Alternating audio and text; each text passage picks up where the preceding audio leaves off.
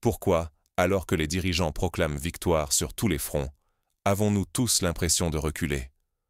Les sommets, les promesses et les discours s'enchaînent, mais un sentiment d'impuissance se propage. Sous les projecteurs, l'absence de vraies solutions se fait cruellement sentir. Prenez la rencontre entre Donald Trump et Xi Jinping.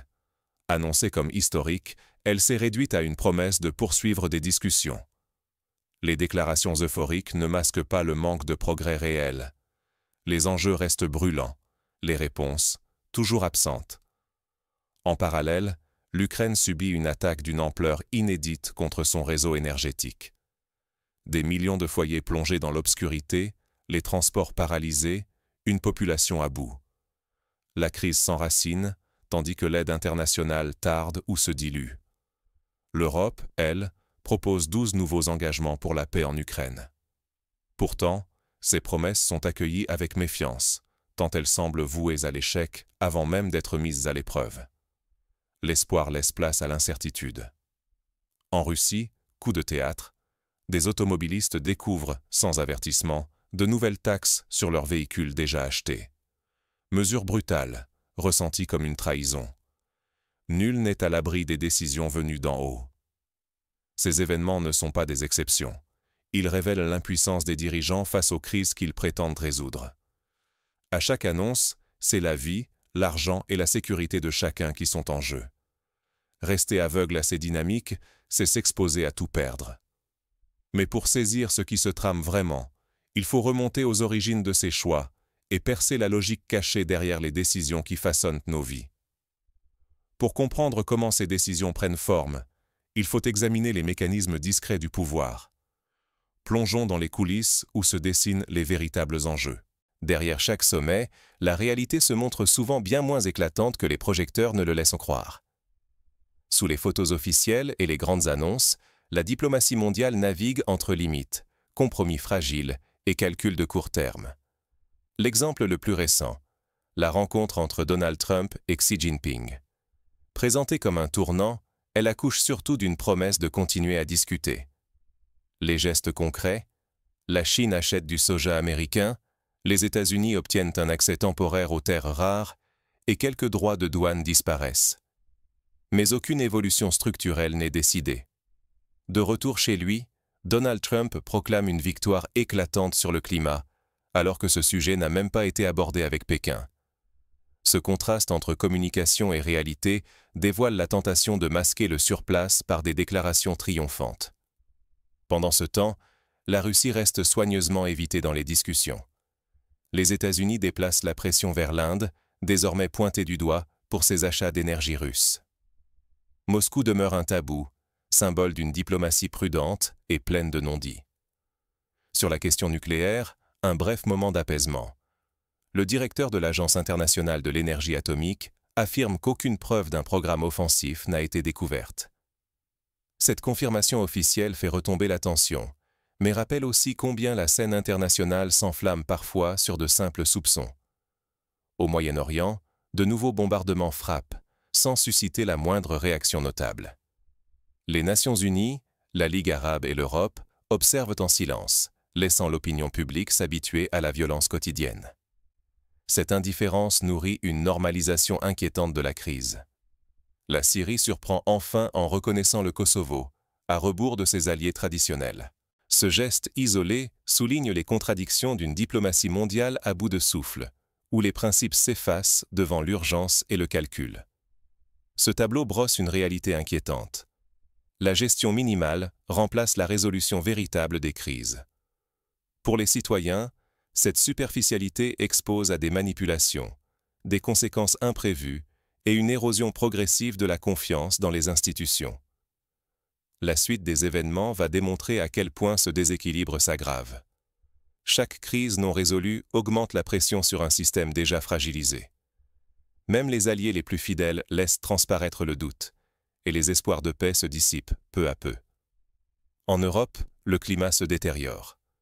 L'Estonie, naguère pilier du soutien à l'Ukraine, s'apprête à interdire certains drapeaux, y compris ceux de Kiev, sur les bâtiments officiels. Un geste inimaginable il y a quelques années à peine, qui marque la lassitude face à une solidarité européenne qui s'effrite. la Slovaquie franchit un cap en annonçant qu'elle cessera tout financement militaire à l'Ukraine pour les années à venir. La Hongrie soutient immédiatement cette position, poursuivant sa stratégie de blocage et de défiance vis-à-vis de Bruxelles et des partenaires occidentaux. Puis, un accident industriel en Hongrie attise les soupçons. La rumeur d'un sabotage circule, semant la paranoïa et aggravant la méfiance entre alliés, alors que chacun redoute la prochaine faille. L'épisode cubain fait remonter une colère ancienne. Pendant des décennies, Cuba avait accueilli gratuitement des milliers d'enfants ukrainiens victimes de Tchernobyl. Pourtant, lors d'un vote crucial à l'ONU, l'Ukraine s'oppose à la levée de l'embargo américain contre Cuba, ce qui choque jusque dans les rangs des plus loyaux soutiens de Kiev. Face à cette désunion, l'Europe tente une relance diplomatique avec un plan de paix en 12 points. Cessez-le-feu immédiat, gel de la ligne de front, retour partiel de zones sous contrôle international, levée graduelle des sanctions. Mais le projet, jugé naïf, est accueilli avec ironie à Moscou comme à Kiev.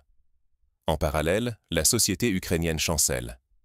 L'exode de la jeunesse s'accélère, les écoles affichent des résultats en chute libre, la colère gronde face au recrutement forcé. Le pays s'épuise. Pour couronner le tout, l'Ukraine subit désormais des attaques massives contre son réseau énergétique. Des régions entières plongent dans l'obscurité, les transports s'effondrent, l'anxiété s'installe durablement. La lassitude et la discorde minent la coalition occidentale. L'échec des plans de paix menace d'envenimer le conflit et de précipiter une instabilité généralisée. Dans ce contexte d'incertitude, chaque décision prise à l'échelle internationale pèse lourdement sur le quotidien des citoyens. Les prochains événements pourraient bien décider du sort de tout un continent. Quand l'État tente de masquer ses failles, ce sont les citoyens ordinaires qui encaissent les coups les plus durs. Prenons un exemple concret. En Russie, la douane exige soudain des taxes supplémentaires sur des voitures achetées et immatriculées parfois depuis plusieurs années. Si les propriétaires refusent ou sont incapables de payer, l'État menace d'annuler leur certificat de propriété. Résultat, la voiture devient inutilisable légalement du jour au lendemain. Ce phénomène n'est pas isolé. Plus de 30 000 véhicules seraient concernés. Certaines familles reçoivent des factures dépassant 3,5 millions de roubles pour une seule voiture. Un choc financier brutal, totalement imprévisible, qui plonge des foyers dans l'incertitude. Entre autorités qui réclament des sommes astronomiques sans préavis et importateurs disparus, les propriétaires se retrouvent piégés, sans recours. Le sentiment d'être abandonné grandit à mesure que la crise s'étend. Dans le même temps, la concentration de la richesse s'accélère. Le nombre de milliardaires en Russie atteint des sommets, tandis que le pays bat des records d'achat d'or. Ce contraste frappe de plein fouet des millions de Russes, confrontés à des fins de mois de plus en plus difficiles. Derrière ces décisions administratives, on voit se creuser un fossé entre les élites et la population. La confiance dans les institutions s'effrite, remplacée par la peur de tout perdre sans avertissement. Ignorer ces signaux, c'est mettre en péril ses droits, ses économies, sa sécurité. Chacun pourrait, du jour au lendemain, voir son quotidien basculer. Mais alors, face à ce constat, existe-t-il encore des leviers d'action pour les citoyens? À notre échelle, que pouvons-nous faire pour ne pas rester simples spectateurs? Les réponses ne sont ni simples ni immédiates. Pourtant, certains choix individuels peuvent encore faire la différence, à condition de comprendre les dynamiques en jeu. La vigilance citoyenne reste notre meilleure défense contre l'impuissance des institutions. Dans un monde où chaque décision politique semble n'être qu'un pansement sur des crises persistantes, il est crucial de ne plus rester simple spectateur. Avant tout, s'informer activement et croiser les sources demeure essentiel. Ne vous limitez pas aux gros titres. Confrontez des analyses variées pour comprendre les véritables enjeux. Cette démarche, à la fois accessible et vitale, permet de dépasser les discours officiels.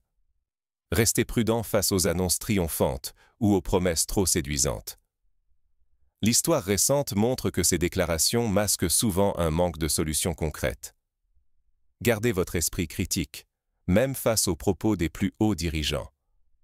Il faut aussi anticiper les répercussions économiques et juridiques des décisions gouvernementales. Une nouvelle loi, un traité international ou un changement de taxe peuvent toucher directement votre portefeuille, votre emploi ou vos droits. N'ignorez pas l'impact d'un décret qui paraît lointain. Face à la complexité de la situation, l'action collective demeure l'une des réponses les plus efficaces. Que ce soit dans une association, un syndicat ou un collectif, agir ensemble pour défendre ses droits permet d'exiger des comptes et d'influencer les décisions. Ne cédez pas à la résignation. Prendre part au débat, même au niveau local, c'est refuser de subir l'impuissance comme une fatalité. Votre voix compte, surtout lorsque l'indifférence menace de tout emporter. Enfin, l'engagement de proximité s'avère plus que jamais indispensable face aux crises globales. Les combats pour la transparence, la solidarité ou l'environnement commencent souvent dans votre quartier ou votre commune. Rester passif, c'est accepter de se faire manipuler ou d'endurer les choix d'autrui. Cultiver des réflexes de vigilance collective et individuelle, c'est renforcer la protection de ce qui compte vraiment pour chacun. Alors que la scène mondiale reste imprévisible, seule une société mobilisée peut peser sur son avenir. Mais cette vigilance doit encore s'adapter aux nouvelles formes de menaces et de manipulation. Dans ce monde saturé d'annonces spectaculaires, l'essentiel se noie trop souvent dans le tumulte. À chaque sommet, à chaque crise, ce sont vos intérêts, votre argent, vos droits et votre sérénité qui se jouent, rarement au grand jour, toujours dans l'urgence. Les institutions, nationales comme internationales, révèlent jour après jour leurs failles.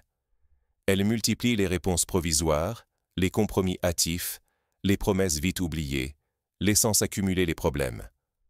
L'attentisme et les solutions de fortune sont devenus la règle, au détriment d'avancées concrètes. Rester passif, c'est accepter de céder le contrôle de votre avenir à d'autres, parfois sans transparence, sans égard pour vos besoins. C'est courir le risque de voir vos droits, votre pouvoir d'achat ou votre confiance s'effriter, insensiblement mais sûrement. Plus que jamais, l'esprit critique devient vital. Informez-vous, remettez en question, partagez des sources fiables. Même un geste modeste, choisir vos représentants, soutenir une initiative citoyenne, transmettre une information vérifiée, compte face à l'incertitude ambiante. Votre vigilance aujourd'hui conditionne la préservation de votre patrimoine, de vos libertés et de votre avenir. Ce n'est pas une option, mais un devoir, dans un monde où rien n'est acquis.